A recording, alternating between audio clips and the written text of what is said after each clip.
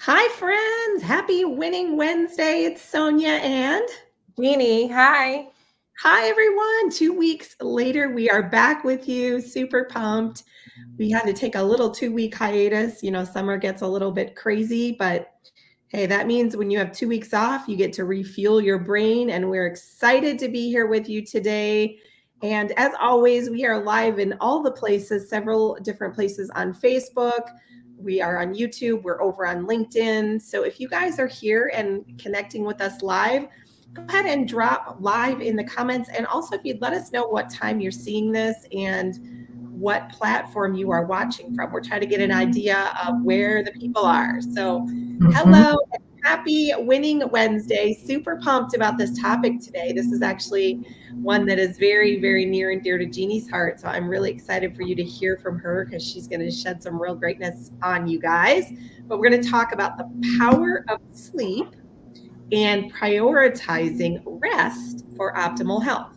So I think once upon a time, when I was like in my 20s, it was all about how many things can you get done in the day? I remember my dad and I would go places and he would look at me and he's like, "How are you still going? Like you're like the Energizer bunny. You just keep going." And it's just one of those things that as you get older, you think about, well, how many of those things do I really need to do today, right? Time for rest. Whereas earlier in life, it used to be go, go, go, go, go, come home, drop, sleep, right? Mhm. Mhm. Go to the bar, then come home, drop, sleep, right? Yeah. Anyway, we both have decided that that no longer works. And so we're going to talk about some of the things that we do personally because the whole goal of this live is Winning Wednesday. So we want to give you tips and tricks to help you win in life, whether that's in business, in your health, in your mindset, all of the above. So, I say this every time, but if there is anything that you are looking to win at, go ahead and let us know what those things are in the comments because we are always looking for topic ideas so that we can have some fresh content for you each week. So we have a couple people over on LinkedIn. Welcome, Karen and Jamie. So great to have you with us, California and Texas. And I am in Minnesota. Jeannie is in Maryland. So we're starting to spread across the country. All right, do it. Jeannie, tell me why Right. sleep all of a sudden became such a big priority in your life. Like, when did that start to happen? And like, why did that happen? Well, honestly, it started having kids, and I know a lot of moms out there, your sleep is all over the place when you start having kids. And and having twins, I was lucky enough to where even though I was up all night with twins, I had them on a schedule. And by month 5, they started to sleep soundly through the night. So I was definitely lucky with that. My daughter, however, she she would she would sleep with us or near us up until I think it was like 15 months. Like she wouldn't sleep in the crib. But that all started with having kids. And then as the years progressed, I started to get back on a sleep schedule because they were growing up. But then I hit perimenopause and my hormones started to mess with my sleep cycle.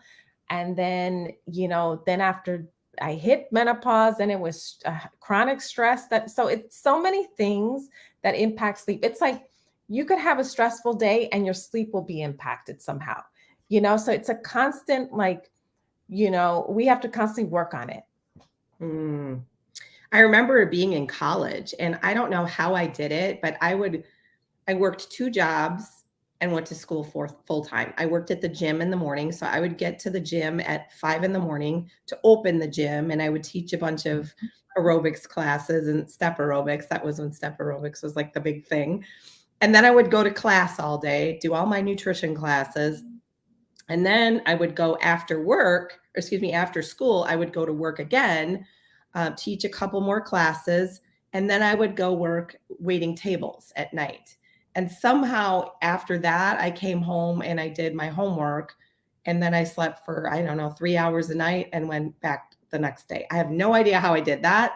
I did Yeah. very, very well in school, but I was that person that couldn't thrive unless I was like bang, bang, bang all day long. If I tried to do that now, oh my goodness, right? It wouldn't work I so get well. it.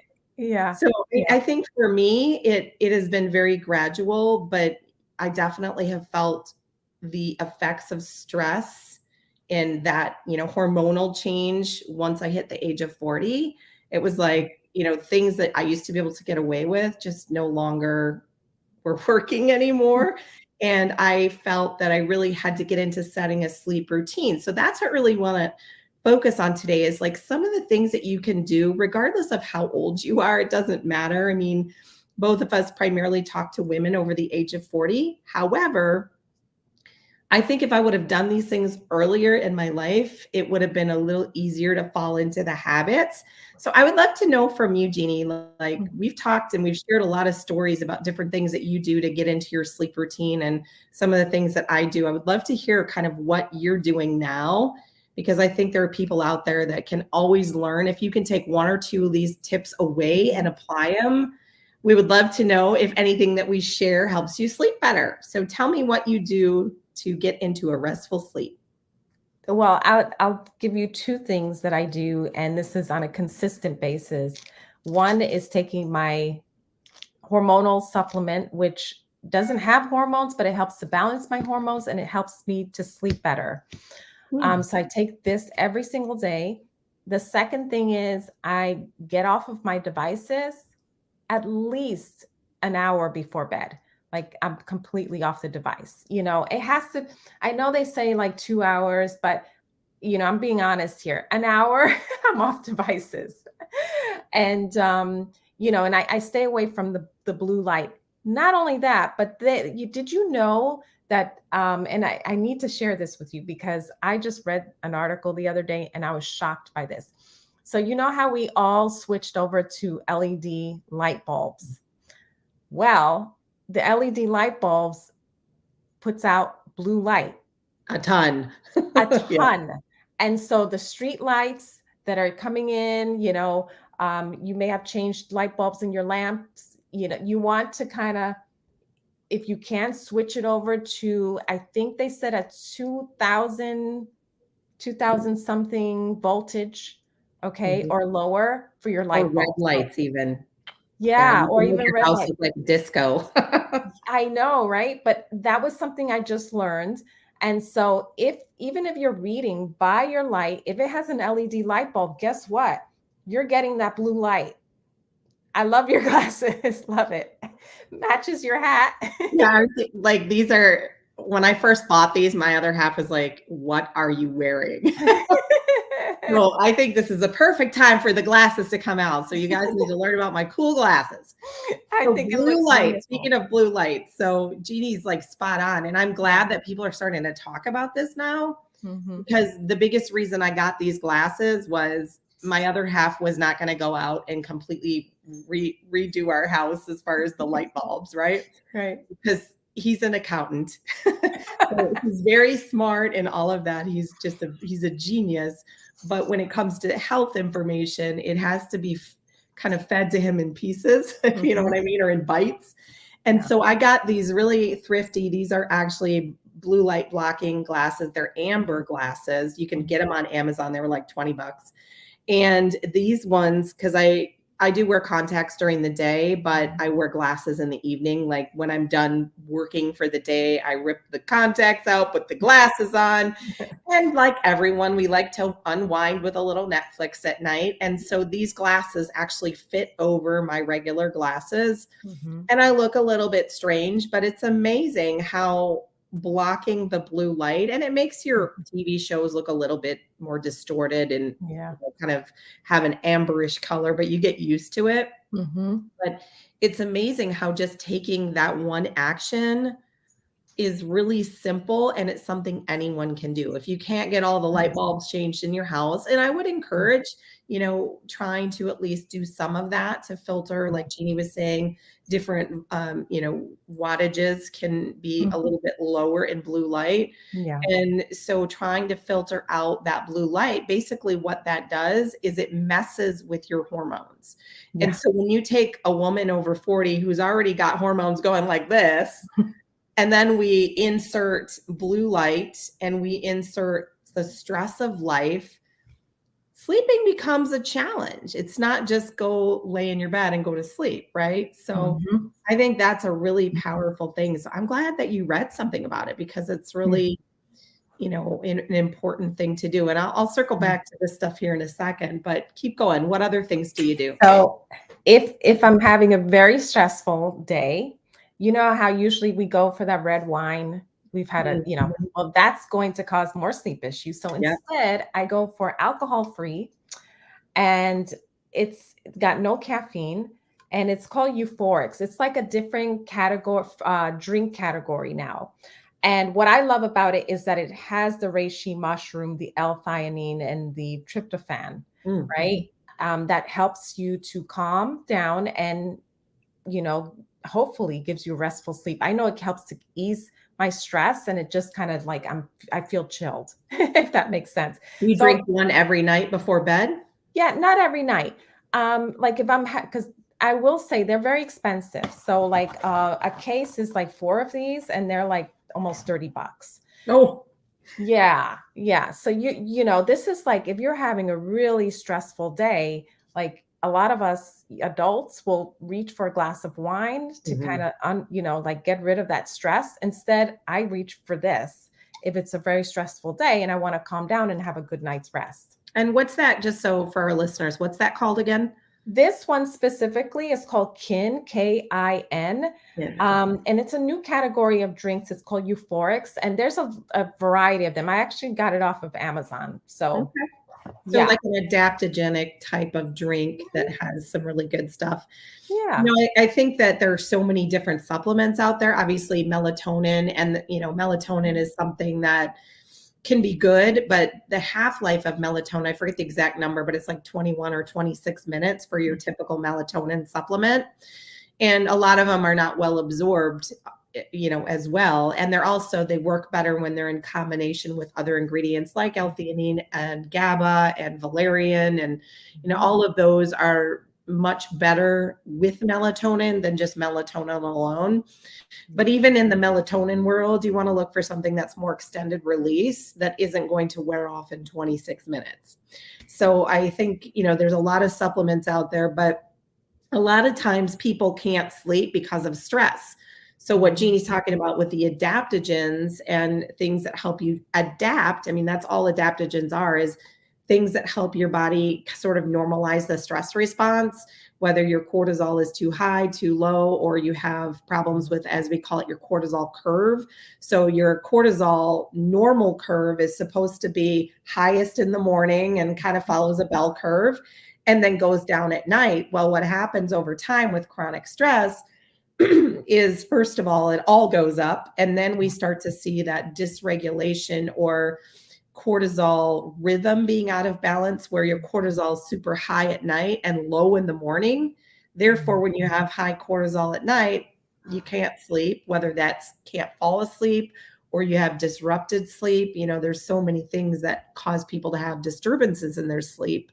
So it's getting that adaptogens help to sort of normalize those levels. I love adaptogens, and I tend to like things that are not as much in pill form. I do take some pills, capsules, if you will, but I love it when I can find things like your drink. I'm Yeah. super interested in that.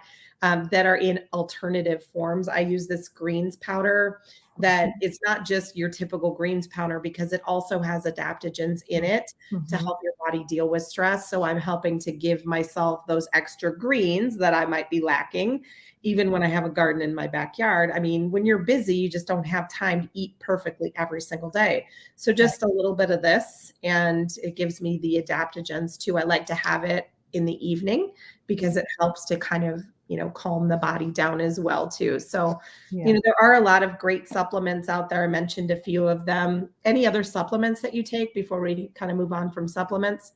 No, that's pretty much it. One to balance my hormones, the other to keep me calm. Like you said, I do drink the greens as well. Mhm. So I am getting the adaptogens every day through that. And I like the added boost of getting your veggies in, because not everyone's diet is perfect. Right?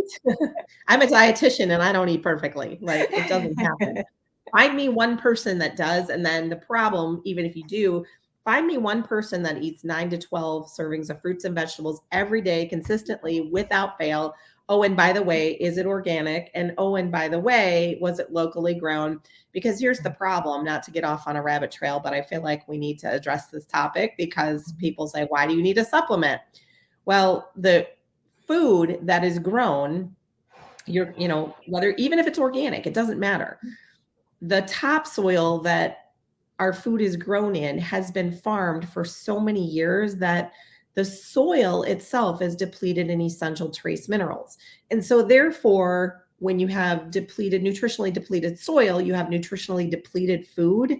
I mean, to get the same nutrient equivalent of one bowl of spinach like 50 years ago, you have to eat something like 43 bowls of spinach today to get the same nutrient value as that one bowl of spinach that many years ago. So the only explanation for that is the fact that our food is just not as nutritious as it once was. So it's still always the first step, but it's important to supplement. And when your supplement can knock out two different things like adaptogens and give you some extra veggie servings, I think that's a home run. Yeah. The other thing I was reading about, I was telling you earlier when we were talking, I read a study recently. If you guys have watched any of our lives, you know that we're huge proponents of a supplement that has collagen and hyaluronic acid and chondroitin sulfate in it. It's literally like Botox in a bottle, but it does so much more than that. And there's a lot of new research coming out on the benefits of collagen for sleep health as well, too. So I shifted and I started taking one of my liquid collagen doses before bed as well, too. So it's just a simple thing you can do if you take it already to try to just move it to that part of the evening and see if it helps. So I think supplements can be really impactful as well, too. Mm-hmm. Okay, so we talked about screen time. I try to, just like you, 9 o'clock is my hard cutoff time. My other half will grab my phone. And not only do we, turn off all the notifications, but I literally take my phone. If they're not on my favorites list, the phone won't even ring through. I put it on do not disturb, but I also put it face down so it's not even lighting up and distracting me so that I'm going to go and grab it. Or I make sure to put it on the charger. I make sure that it strategically needs to charge that time of night so that I don't have the temptation to go and grab for it. Because the EMF radiation and all of that, it's just another form of toxicity that can make sleep disturbances really profound. So Jeannie, here's a question for you. When you're struggling to sleep, are you that person that can't fall asleep or the one that has disrupted sleep? Or both? No, I can't fall asleep. Okay. Once I fall asleep, that's it. I'm knocked out. Okay. All right. So Yeah. you sleep through the night. Yeah. I'm that person that out like a light, but I can wake up a couple of times through the night. So I have some of that dysregulated cortisol pattern. Yeah. And, you can do all these things. One of the things that I've been working on is actually my circadian rhythm, which is where these nifty glasses come in. So the way that works is actually to signal your hormones when your body's supposed to produce hormones that are in the wake cycle, that it does that in the appropriate time frame. And then of course the converse is true. When it's supposed to produce more melatonin, we decrease the blue light, we get into more of that relaxational state so that you can get into the production of sleep related hormones. So when I when I wake up in the morning, the first thing I do is a meditation before I even get out of bed. The second thing I do is walk myself outside, even if it's cold. If it's cold, I grab a coat, but I go outside. If it's cold, it might only be 2 minutes or so, but otherwise I try to spend a good 5 minutes or so outside, and I face toward the east so that I'm in sync with the sun. Some people take that a step further and they actually only sleep and rise with the sun. That doesn't always work depending where you live, what your life looks like. But certainly trying to get that natural sunlight in your eyes the first thing in the morning, even if it's cloudy outside, you still have UVA and UVB rays that are coming through. But it's super, super important before you pick up this thing. I used to be that person that would wake up, start scrolling my phone. I don't touch this thing or any computer screen for the first hour in the morning. So if I'm up at 6:30, I will not touch a device until 7:30.